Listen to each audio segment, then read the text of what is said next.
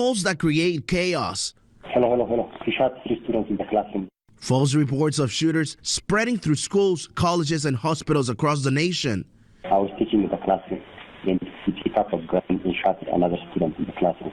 These fake calls placing officials on edge. What is swatting? Swatting is basically the action of making hoax phone calls to falsely report serious crimes to emergency services and law enforcement. Dr. Christopher Mansour, co-founder of cybersecurity programs at Mercyhurst University, saying the ultimate goal of swatters is to get law enforcement agents to respond to a scene of a fabricated threat. They respond with all their tactics and their gears, and they want to protect citizens. Mansour adding the calls could unintentionally endanger lives. You have students, you have professors, you have staff. It could cause a little bit of a havoc or a kind of a real nerve-wracking incident, and sometimes it could lead to a deadly situation. In 2017, a police officer in Kansas shot and killed a man while responding to a false emergency call. The hoax calls could also stop response teams from answering real emergencies. Just this past weekend, universities and hospitals across the country becoming the latest targets. Fake calls of an active shooter at the University of Oklahoma.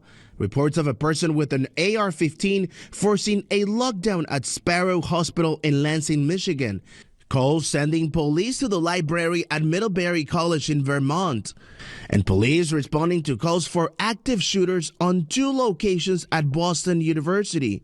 False alarms that could also cause psychological consequences.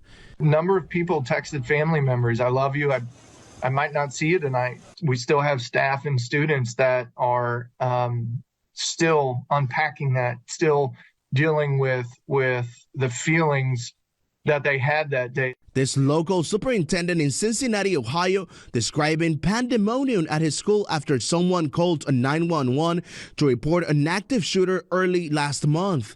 Last week, swatting becoming a felony in Ohio, where violators could end up 18 months in prison. If someone gets hurt, violators could face years behind bars. Mansour says these callers use information collected through the action of doxing.